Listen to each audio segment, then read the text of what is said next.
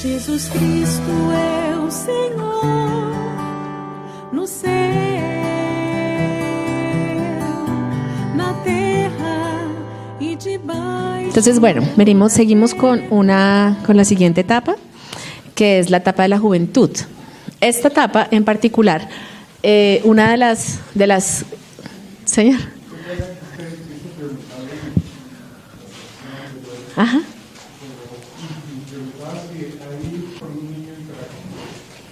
Ok, entonces la hiperactividad digamos que como anomalía comportamental recibe ese nombre muy recientemente, pero muchas de las veces en que nosotros hablamos de niños hiperactivos, de lo que estamos hablando no es de niños que tengan un trastorno en ellos, sino que lo que les hace falta son otras cosas, ¿sí? Entonces, por ejemplo, muchos niños que presentan hiperactividad carecen de límites, ¿sí? Entonces no les han explicado, no les han enseñado y no les tienen límites en cuanto a las cosas que pueden y no pueden hacer, ¿sí? Entonces terminan siendo niños que pues hacen cualquier cosa porque están fuera de límites. Entonces, antes de uno hablar como de niños que sean hiperactivos, como que requieran un tratamiento especial por hiperactividad, lo que hay que evaluar es el contorno de la familia. La familia misma evaluar cómo es lo que le han enseñado al niño en términos de autoridad, de estar sujeto a la autoridad, que era como uno de los últimos puntos que hablábamos acá, de aceptar la autoridad y buscar entender las razones para obedecerla, pero que entiendan lo que es la autoridad y estar sujeto a la autoridad, de que puedan entender lo que significa tener normas y entender que las normas son para el cuidado de los niños, ¿sí? O sea, Dios no nos puso a nosotros normas para dañarnos, ¿sí? Nos puso normas para cuidarnos. Las normas y las leyes de Dios son para nuestro bien. Por eso mismo nosotros como padres, las normas y las leyes que le pongamos a los niños tienen que ser para su bien, no para evitarnos nosotros para evitarnos a nosotros cansancio, sino realmente por el bienestar de los niños, ¿sí? Entonces esa es como una primera cosa que hay que entrar a evaluar, como realmente mirar cómo está el manejo de la autoridad, si es una familia que está centrada en el niño, es decir, que acostumbraron al niño a que todo lo que el niño dice se hace, que eso lo hacen desde pequeñitos, ¿sí? Desde pequeñitos el niño no quiere comerse eso, entonces el niño come solamente lo que él quiera comer todos los días de su vida. Digamos que un día en que el niño no quiere comer lo que uno le está dando para comer y solamente quiere comer otra cosa, pues por un día está bien, de vez en cuando una situación específica. Digamos ahorita que nos tocó traernos a la niña sin almuerzo y le trajimos y nos tocó paquetear, le dimos fruta y le dimos un banano, un durazno, ciruelas. Entonces ahora Oscar se fue a dar la sopita, ya no quiso comer sopa porque estaba llena y lo que vio fue un paquete de platanitos y dijo, platanitos sí quiero, ¿sí? Entonces bueno, cómase su paquete de platanitos, pero eso no va a ser la norma en la casa, ¿sí? Que ella todos los días va a querer lo que ella quiera comer y como lo quiera comer y cuando quiera. Entonces, si la familia es una familia que está centrada en el niño, que desde pequeñito lo han dejado hacer todo lo que él quiere y que él determina qué es lo que se hace, qué es lo correcto y qué es lo incorrecto, ¿sí? Pues va a terminar viéndose como un niño hiperactivo porque está acostumbrado a hacer todo lo que él quiere hacer y el resto se acondicionan a su autoridad y a su decisión. Entonces hay que evaluar el entorno de la familia antes de realmente mirar, de pensar que es de que el niño realmente tenga como una hiperactividad. Los niños empezaron a verse, que esto tiene que ver con el paso que iba a hacer aquí a la juventud. La razón por la que nosotros empezamos a hablar de adolescencia, que también es un término muy reciente y tiene que ver un poco con este tema de los niños hiperactivos, es resultado de un proceso histórico en el que los papás salieron de la casa, ¿sí? Y comenzamos a tener papás en la guerra y luego familias sin papás porque pues los mataron en las guerras y mamás que tuvieron que salir a trabajar y niños cuidados por los abuelos, ¿sí? Esto nos dio una generación en la que se empieza a hablar desde el principio del siglo XX de adolescencia, ¿sí? Se empieza a hablar de adolescencia.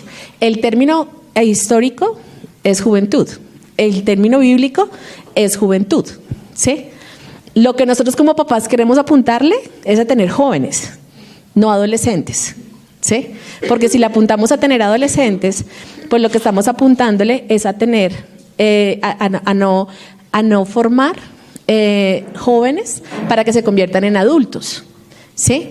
Sino en hacer sostenible unos jóvenes con actitudes de niños que se van a convertir en adultos niños, ¿sí?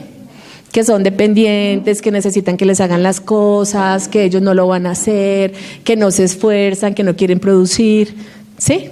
Y que después solamente es como a punta de la dureza de la vida que empiezan a tomar cosas y a tomar decisiones, a hacer las cosas de manera correcta. Entonces, ¿cuál fue el tema con la adolescencia? Como estos niños comenzaron a estar sin el cuidado de los papás, sino solamente con el cuidado como de familiares o de los abuelos, ¿sí? Y comenzaron también como a tener que vivir como otro tipo de cosas, empezaron a adolecer, como lo indica el término. Pero de lo que ellos comenzaron a adolecer es de guía, ¿sí? De papás que les enseñen todo esto que de lo que hemos hablado hasta ahorita, de quienes les enseñen, de quienes les guíen en su camino, de quienes les orienten, cuáles les enseñen de día, de noche, al acostarse, al levantarse, en todo lo que están haciendo, ¿sí? Esa generación de jóvenes que comenzaron a vivir adoleciendo, pues llegaron a ser adultos que en sí mismo tampoco sabían cómo afrontar la infancia para sus propios hijos. Entonces, una de las generaciones que fueron posteriores a esos primeros momentos de jóvenes adolescentes, entonces tuvimos jóvenes, lo que después conocimos como el hipismo, ¿sí? Completamente desorientados, que viven la vida de manera ligera, que hacen las cosas por hacerla, ¿sí? En situaciones de vicios, ¿sí? Tuvimos otra generación que es lo que son una generación de el nombre como generación es los baby boomers, y son como hombres que fueron levantados como los hijitos de mamá, donde la mamá era los que los cuidaba, no los dejaban hacer nada, súper sobreprotectores en todas las cosas que hacían. Y de ahí para allá, entonces, lo que hemos venido haciendo, luego tenemos entonces una generación, nuestra generación ahorita, por ejemplo, de adolescentes son... después hubo también como una generación de mucha rebeldía, hay un término que es como el que se cosechó, que es un término de el joven eterno, ¿sí? El forever young es el término en inglés, pero es como el joven eterno que nunca se va a asumir como adulto, sino que se va a quedar viviendo en la juventud, viajando, andando en moto, la vida rebelde, ¿sí? O sea, como viviendo su juventud de manera eterna, ¿sí? Eso obviamente son como cosas que se han marcado en las generaciones, pero siempre hay familias que están cuidando a sus hijos y haciendo las cosas más cerca a los principios de Dios. Nosotros ahorita lo que el mundo nos está vendiendo para nuestros jóvenes es un tiempo de juventud que lo están empezando a cultivar desde la niñez, en que no se necesitan adultos para hacer las cosas, sino que ellos son capaces por sí mismos. No necesitan la guía de un adulto, ni necesitan el entendimiento de un adulto, sino ellos solitos lo pueden hacer. Si ustedes se toman en algún momento el tiempo de analizar las series de televisión para los niños y para los jóvenes, van a ver que ese es el fundamento de la orientación del mundo para nuestros niños y para nuestros jóvenes, donde los niños resuelven todos los problemas, ¿sí? Los programas de televisión, ustedes pueden ver prácticamente cualquiera de los programas de televisión que los niños ven ahorita de manera habitual, y en los programas de televisión los que resuelven las situaciones, sea como sea de fácil o de difícil la situación, son los niños, ¿sí? El niño es el que resuelve la situación, la niña o la cerdita o el carrito o el tren, porque pues son animales y objetos personificando humanos, que eso pues también es un problema de diseño. Les estamos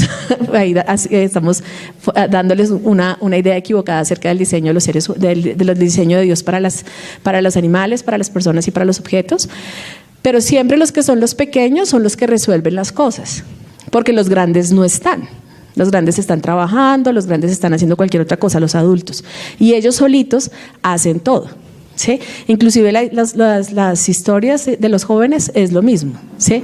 Es el joven, tienen 16 años, tienen 15 años, 18 años y ellos son los que resuelven todas las cosas. Había una situación súper difícil, que iba a haber una explosión, alguna cosa, y los niños o los jóvenes son los que resolvieron sin necesidad de comentarle a ningún adulto ni de necesitar la guía de nadie. Entre ellos solitos lo pudieron hacer, ¿sí? Entonces esa es la idea que les estamos vendiendo, o que la sociedad, o que a través de los medios de comunicación, una de las ideas, porque no es la única, les está queriendo vender a nuestros hijos, ¿sí? Que no necesitan de los adultos. ¿Y qué pasa cuando tenemos una generación sin la guía y el conocimiento de los adultos? Es desenfrenada, se pierden porque empiezan a andar en su propio camino, creyendo que su camino es el correcto, no reconocen que es un camino de mal, sino lo ven como un camino de bien y andan por ese camino, ¿sí? Entonces, nosotros no vamos a apuntarle a que nuestros hijos sean adolescentes, ¿sí?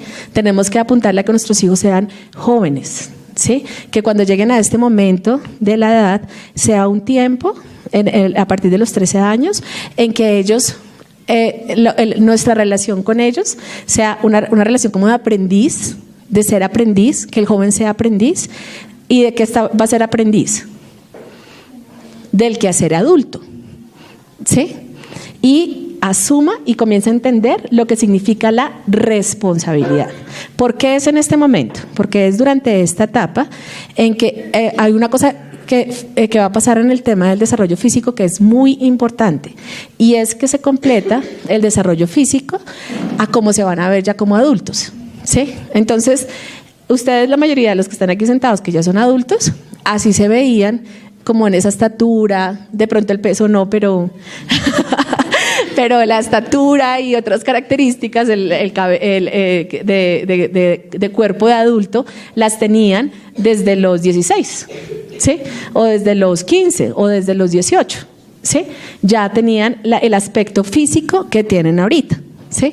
Entonces, como es ya ese momento en que ya el desarrollo llega al punto que no se da, que ese es un error que cometemos muchas veces, cuando nosotros tenemos, por ejemplo, tanto con los niños como con los hombres como con las mujeres, y es que, por ejemplo, a las niñas les llega el periodo y decimos como ya, se desarrolló, ¿sí? Como si algo pasara ahí, que fue como algo en lo que terminó, en lo que empezó y terminó en un día, un proceso, ¿sí? Pero su nombre mismo lo implica. El desarrollo quiere decir que es algo que empieza desde mucho antes y sigue por más tiempo, ¿sí? Entonces nosotros, una de las cosas que tenemos que enseñarle a nuestros hijos es que están en proceso de desarrollo, sea la edad que tengan, así tengan 5 años, porque digamos Laurita, que tiene 23 meses, ella está en proceso de desarrollo, ¿sí? Pero cuando ya llega ese momento de la juventud, de los 17 años, en que ya físicamente su cuerpo llega como al punto máximo de desarrollo, donde ya no va a seguir, si crece, crecerá 1 o 2 centímetros más, pero no es como cuando están pequeñitos, que son 10 centímetros cada año, ¿sí? Sino que ya la diferencia es mínima, ¿sí? Ya ahí los zapatos que se compren en ese momento ya le pueden durar 3 años, no solamente 3 meses como a veces pasa. Entonces, ese es algo que necesitamos que ellos entiendan desde que están chiquiticos, que sepan que están en proceso de desarrollo, para que para que entiendan que van para algún lugar, y después no, cuando llegue el tiempo en que empiezan a madurar físicamente, les llegue como con una marca dura que no puedan asumir, ¿sí? Y se sientan y empiecen a rechazar el hecho de ser hombre o de ser mujer, por los cambios físicos que están teniendo, porque cambios físicos se tienen desde que nacen, ¿sí? Porque el desarrollo es un proceso a largo plazo, no es de un día, no es que hoy se desarrolló, ¿sí? Que ese es un error que para las mujeres, creo que entienden las mujeres que han pasado por cuando dijeron hoy se desarrolló, hoy ya fue todo, ¿sí? Hoy se volvió mujer, y es como, o sea, ¿en serio? Un día de la nada se volvió mujer, ¿sí? Entonces no le hagamos ese daño a nuestros hijitos de que se les vuelva como algo que de un día, cuando es algo que tienen 17 años para asimilarlo. Pero ya cuando llegan a la juventud y ya tienen el cuerpo de adulto, entonces necesitan empezar a entender lo que es la adultez, ¿sí? Ya no solamente porque lo están viendo los papás, sino porque lo empiecen a poner en práctica y entiendan que ellos son la generación de adultos que sigue, ¿sí? Que no es algo que va a ser después de mucho tiempo, sino que ya, ellos son la siguiente generación de adultos y eso tiene unas implicaciones, ¿sí? Y una de las implicaciones que les decía desde antes es el hecho de ser productivo, ¿sí? Pero ser productivo no significa producir plata, ¿sí? Porque pues dentro de las cosas que uno puede producir es dinero, ¿sí? Pero ser productivo es una persona que tiene la capacidad de producir pensamientos, que tiene la capacidad de producir ideas, que tiene la capacidad de producir soluciones, que puede producir, que puede identificar necesidades, ¿sí? Que tiene la capacidad de identificar las necesidades de otras personas, que puede producir con sus manos, puede producir porque tiene la capacidad de crear, puede diseñar, puede preparar, o sea, que tiene la capacidad productiva, ¿sí? Eso es lo que necesitamos que durante esta etapa sea el fundamento para ellos, ¿sí? Que ellos se puedan ver como productivos, porque el joven que no se siente productivo, ¿sí? No le haya razón a su juventud, ¿sí? Porque nosotros estamos diseñados para ser productivos, ¿sí? Y el joven que da la misma, o sea, como comentarios tristes como, es que no sirve para nada, ¿sí? Es un joven que no sirve para nada. Si un joven tiene esa perspectiva de su vida, ¿qué interés va a ser en querer hacer algo? No cree que tenga la capacidad para poder hacer una familia, porque es que no sirve para nada. O poder tener un trabajo, inclusive poder estudiar algo, ¿sí? Entonces necesitamos que ellos se sientan y entiendan que son productivos, que digamos su tiempo en el estudio no sea el tiempo, es diferente cuando uno está pequeñito y los está enseñando, ¿sí? Y está, digamos, cuando hablábamos antes de los niños, le estoy enseñando a razonar, ¿no es cierto? Entonces estoy haciéndole preguntas y lo estoy haciendo razonar, pero el joven ya tiene que producir razonamiento, ¿sí? Es diferente. Ya no solamente es que tenga un tutor, alguien que le diga qué es lo que tiene que hacer, sino que ella sea capaz de producir, ¿sí? Digamos, el tema del desarrollo de la autonomía en el momento de estudiar, que se pueda sentar, leer, entender lo que está leyendo, sacar conclusiones, ¿sí?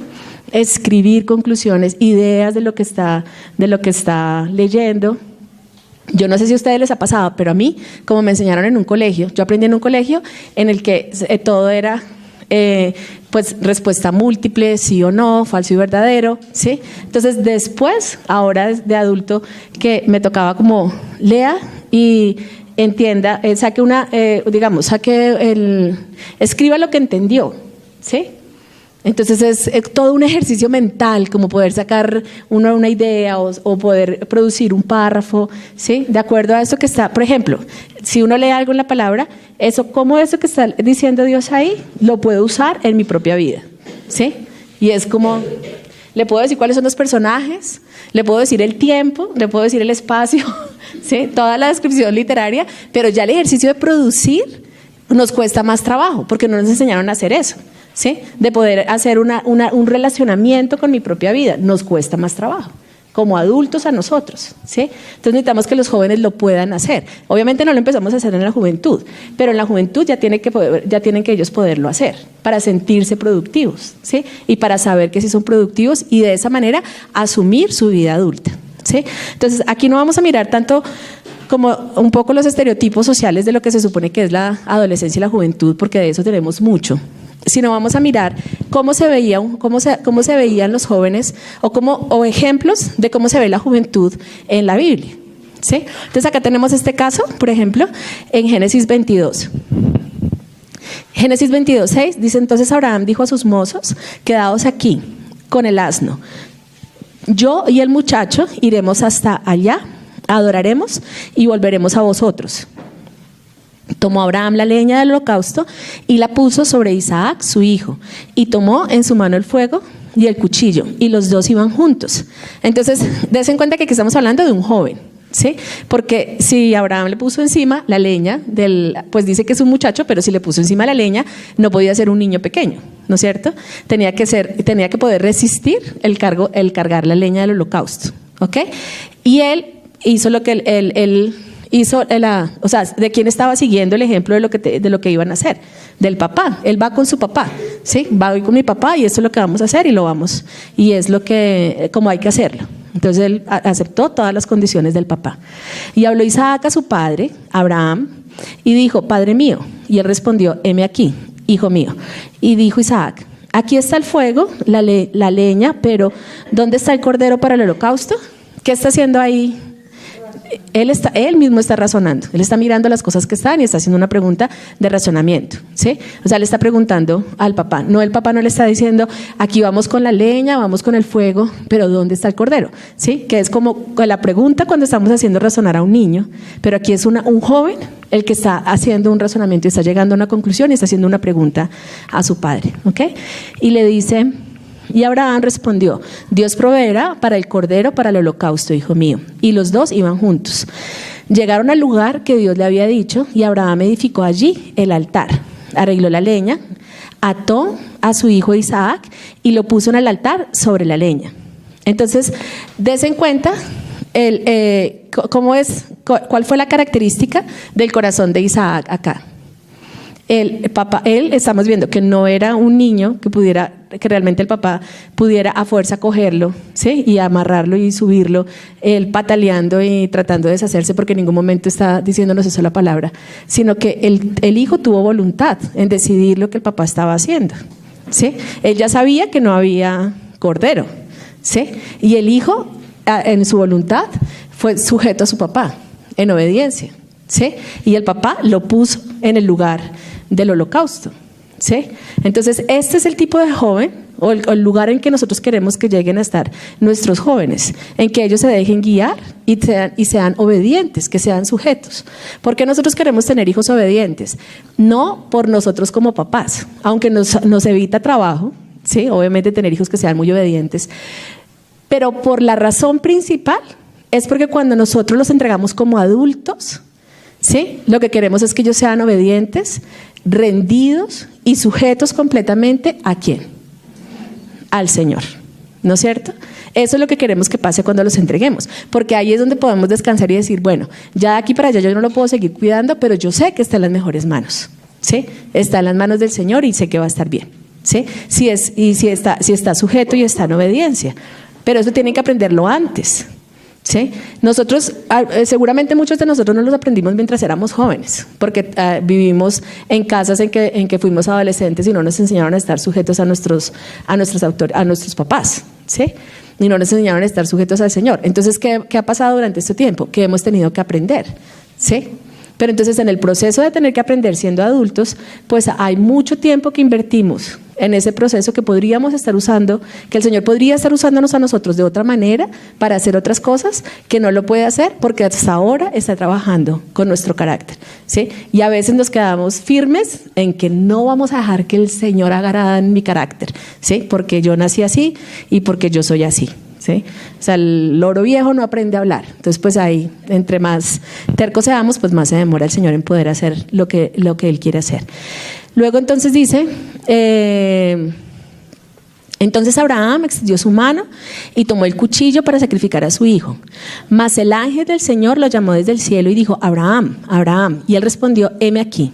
El ángel dijo: no extiendas tu mano contra el muchacho, ni le hagas nada, porque ahora sé que a Dios, porque ahora sé, me falta una palabra, que a Dios, pues que es al que teme completamente, ya que no me has rehusado tu hijo, tu único.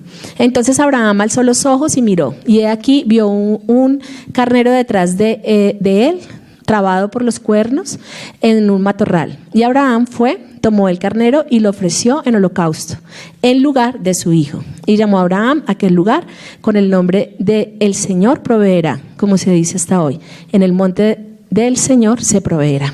Entonces, acá en esta parte final, lo que yo quiero que ustedes puedan ver es el hecho de que Abraham era un padre que sabía exactamente lo que el Señor quería que él hiciera. ¿Sí? Ese era Abraham. Él sabía, tenía absoluta claridad en lo que el Señor quería que él hiciera. ¿Sí? Eso implica que es un adulto que busca al Señor, que depende del Señor, ¿sí? Que no lo conoce de oídas porque alguien más le enseña, ¿sí? Que lo conoce porque lo busca y puede saber del Señor exactamente lo que tiene que hacer. ¿Ustedes no creen que él tenía que estar seguro de que esta palabra venía de parte del Señor? ¿Sí? Imagínense lo que estaba haciendo. Él tenía que estar absolutamente seguro que esto era algo que el Señor quería que él hiciera, porque él lo estaba haciendo por amor a Dios, pero estaba entregando su único hijo, ¿sí? Pero lo estaba haciendo por físico amor, no había ninguna otra razón, ¿sí? Porque era Dios, el Dios Todopoderoso, el que se lo estaba pidiendo, ¿sí? Entonces, ¿qué estaba viendo este joven? ¿Por qué Abraham tenía un hijo sujeto? ¿Lo podemos ver? Porque Abraham era un adulto sujeto, era un papá sujeto. Entonces no esperemos que de la nada nuestros hijos aprendan a ser sujetos si no están pudiendo ver en nosotros un testimonio de sujeción al Señor. Lo necesitan ver, ¿sí? Y si no lo somos ahorita, empecemos a hacerlo, ¿sí? Porque no es como que, no, si ya no lo hizo antes cuando estaba embarazada, ya entonces ya perdió. No, ese no es Dios. Gracias a Dios, ese no es Dios. ¿Sí? Él es Dios de oportunidades y es Dios de misericordia y es Dios todopoderoso, que lo que se ve totalmente perdido, Él lo restaura, ¿sí? Y lo restaura bien restauradito, ¿sí? Pero ¿qué tenemos nosotros que hacer como papás? Des en cuenta que la pelota la tenemos en nuestro campo. ¿Sí? Depende de nosotros, de lo que nosotros estemos dispuestos de hacer, de la sujeción que estemos dispuestos a tener del Señor.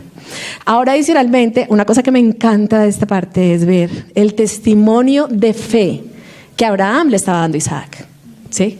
O sea, aquí está Isaac parado mirando a su papá, ¿sí?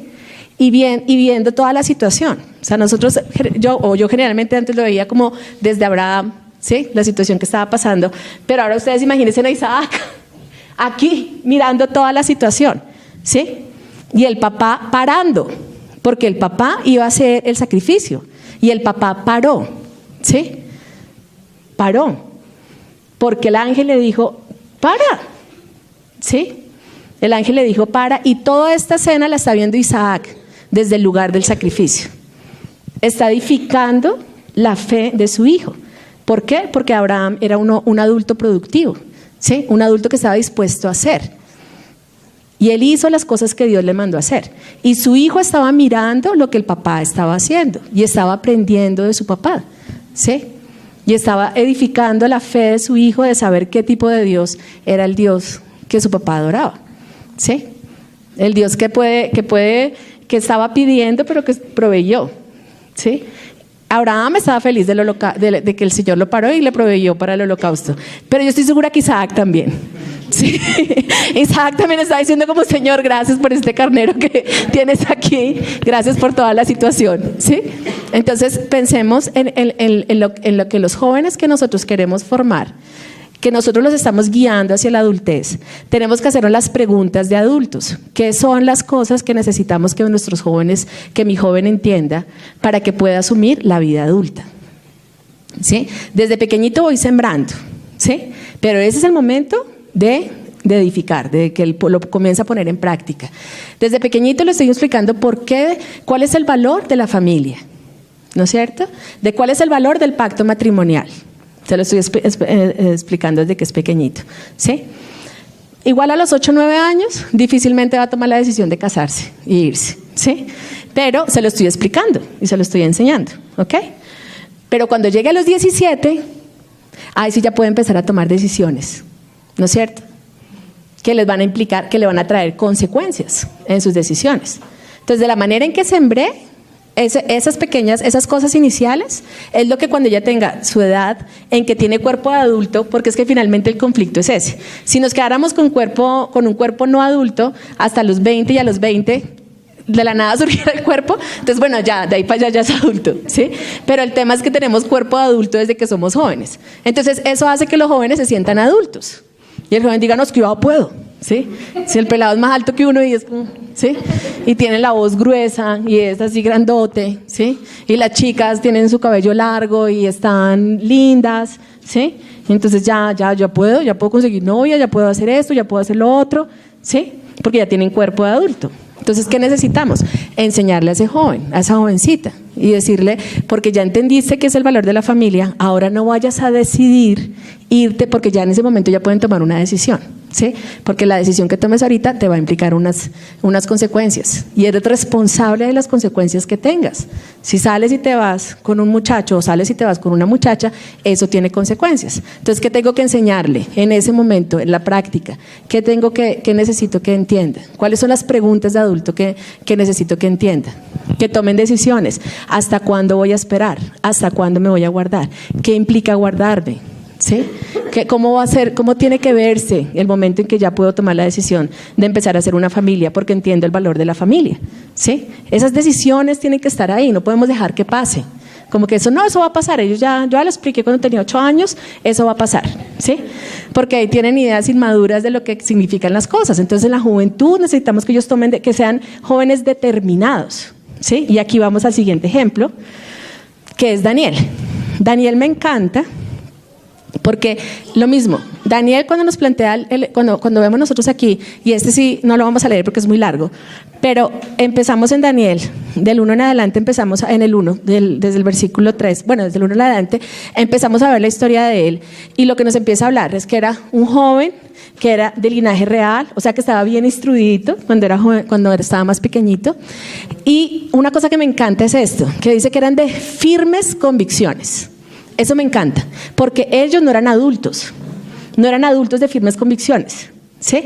No eran niños de firmes convicciones, eran jóvenes de firmes convicciones. O sea que ellos tenían claro lo que iban a hacer y por qué lo iban a hacer, ¿sí? Entonces cuando, por ejemplo, lo que vemos de la historia de la comida, ¿sí?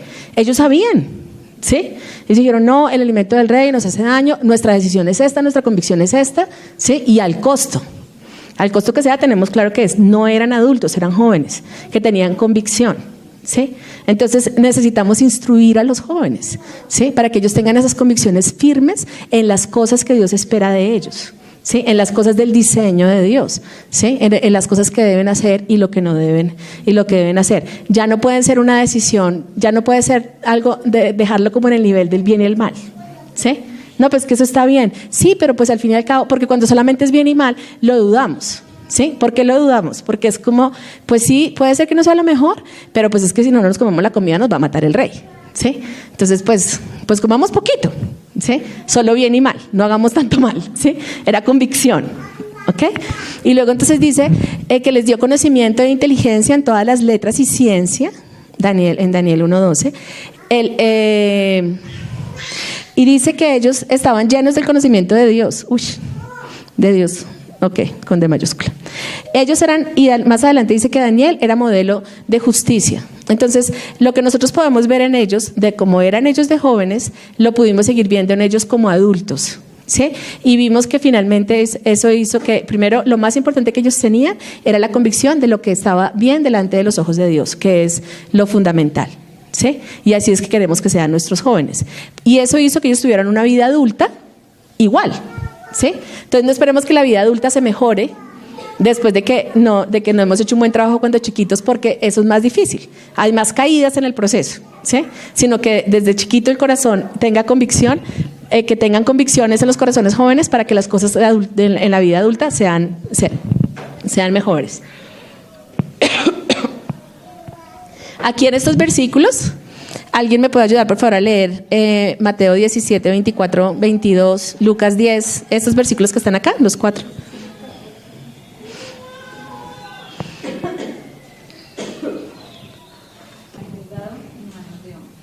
Ok, entonces si nosotros vemos como a los discípulos en esta perspectiva aquí en Mateo, una manera en que lo podemos entender, aparte como de toda la explicación detrás de lo que pudo haber sido este momento, pero lo que estamos viendo es un adulto, ¿sí? Que es Jesús sabiendo hacer las cosas. Él sabía cómo hacer las cosas, ¿sí? Y él, ¿qué estaba haciendo con con los otros? Ellos también eran adultos, ¿sí? Pero ¿qué estaba haciendo con ellos? Los estaba discipulando, ¿sí? Ellos eran sus aprendices. Él les estaba enseñando cómo hacer las cosas y les estaba enseñando el cómo, el por qué, todo, ¿sí? Y cómo ponerlo en práctica, ¿sí? Si nosotros saltamos de Mateo directamente a Hechos, ¿qué vamos a ver de estos mismos hombres? Ya ellos sabían hacerlo, ¿sí? Ya ellos supieron, ya ellos aprendieron cómo hacerlo y de ahí para allá pudieron seguir ellos solos haciéndolo, ¿sí? Recibieron todo lo que necesitaban recibir de parte del Señor, su fe se incrementó, recibieron el poder del Espíritu Santo y ya ellos estaban preparados, ¿sí? Para hacerlo solitos, ¿sí? Sí, obviamente sí dependiendo del Señor, pero a lo que me refiero es que ya no tenía que estar ahí el Señor haciéndolo por ellos, porque aquí en este momento esta persona dice, lo llevamos a sus discípulos, pero los discípulos no pudieron. Y Jesús sí lo hizo y lo hizo rápido, ¿sí? Porque él ya sabía cómo hacerlo, tenía claro cómo era el tema de la autoridad, él sabía qué era lo que tenía que hacer, ¿sí? Pero los otros estaban aprendiendo, eran aprendices, ¿sí? Entonces miremos lo que pasa aquí en Lucas. Ahora sí, Lucas 10, del 1 al 12.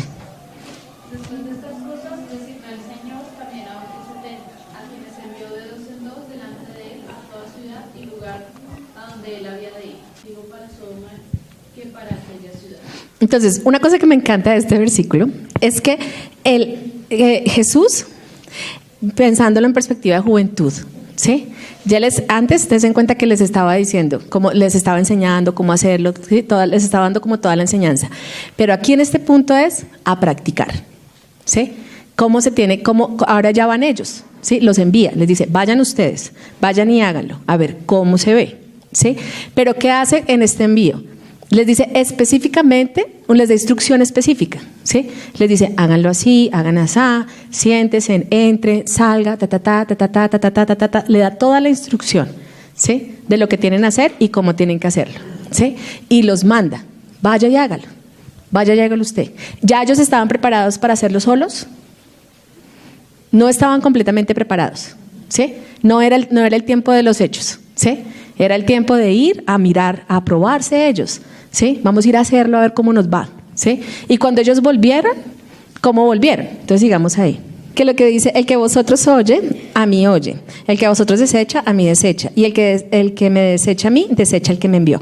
Esa es una cosa que es muy importante, porque una de las cosas que hace Jesús, que es lo que aparece ahí aquí en la presentación, y es que él lo que hizo fue afirmarlos en quienes eran ellos. Y esa es una de las cosas que es fundamentales para los jóvenes. Los jóvenes necesitan palabras de afirmación, ¿sí? Necesitan saber que sí que sí son capaces, ¿sí? Ustedes pueden. Eso necesitan escucharlo, porque ese es como el empoderamiento a través de palabras que reciben de los papás, ¿sí? Porque muchos de los jóvenes, cuando ustedes escuchan historias de los jóvenes, una de las cosas que ustedes pueden escuchar fácil en jóvenes y en adultos, que hacen cosas, ¿sí? Que no son muy adecuadas. Y dicen como, es que yo hago eso como esforzándome para que mi papá me acepte, esforzándome por tener la aprobación de mi mamá, esforzándome por tener la aprobación de mis padres, ¿sí? Porque es una necesidad, ¿sí? Es una necesidad del corazón, que sentir que tienen la afirmación de parte, el tener la seguridad de que tienen la afirmación de parte de los papás. Y esto me parece aquí muy bonito como lo dice el Señor, porque le dice, imagínense lo que dice, porque el que los escucha a ustedes, me están escuchando a mí. Uf, eso es poderoso, ¿sí? O sea, sus palabras valen. Tus palabras son importantes. Lo que tú estás diciendo es tan importante que el que te escucha a ti es como si me escuchara a mí, Jesús, ¿sí? Y les está dando ese nivel de afirmación a ellos en sus palabras, ¿sí? Y eso es lo que los jóvenes necesitan escuchar, ¿sí?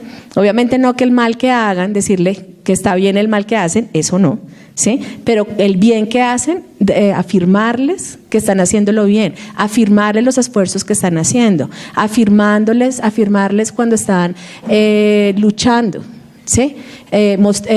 Darles las palabras en que necesitan escuchar para saber que ellos son valiosos y son importantes.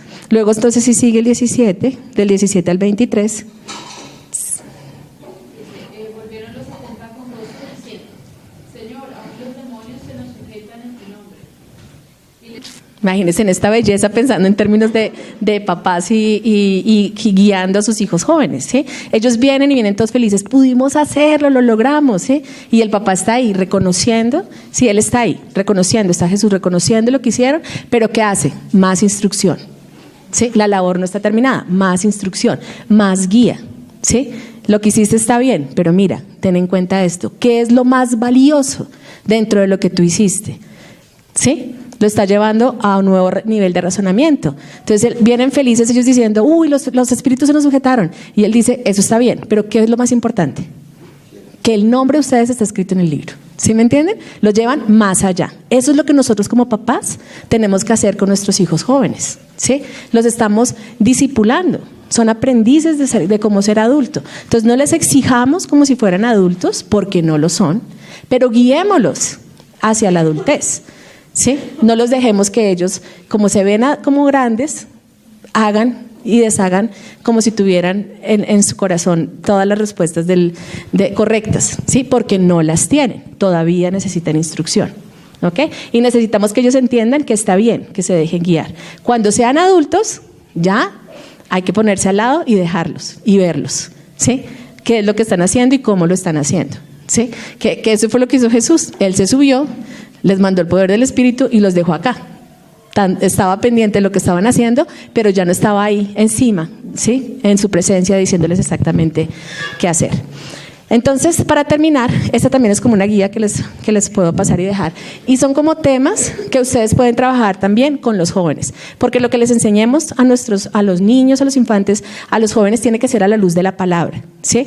Dejémonos guiar por la palabra, porque si nosotros comenzamos a buscar en los principios del mundo, nos vamos a encontrar con muchas equivocaciones, muchísimas equivocaciones, ¿sí? Entonces, dejémonos guiar por la palabra. Confiemos en que lo que está en la palabra ha sido iluminado por Dios, ¿sí? Ha sido iluminado por el Espíritu. Confiemos en que es verdad, confiemos que aplica para nuestros tiempos, para la vida de nuestros hijos, ¿sí? Y que confiemos que el Señor lo escribió ahí para nuestro bien y no para nuestro mal, ¿sí? Confiemos en la palabra. Entonces acá está a tener un temor de Dios, a guardar sus mentes, a que le obedezcan, a escoger cuidadosamente a sus amigos, a controlar sus deseos pecaminosos, a disfrutar la fidelidad sexual, a cuidar sus palabras, a buscar trabajo y hacerlo bien, a manejar su dinero bien, a amar a su prójimo, y estos son 10 ejemplos, ¿sí? Pero de ahí para allá hay muchas otras cosas que podemos enseñarles, trabajar con nuestros hijos y discipularlos y ayudarlos en ese camino de la juventud, para que cuando llegue el momento de bendecirlos como adultos, podamos hacerlo con nuestro corazón tranquilo de saber que estamos entregando hombres y mujeres piadosos, ¿sí? Que solo tenemos 20 años, no es más el tiempo, ni tampoco es más el esfuerzo. Listo, ya acabó.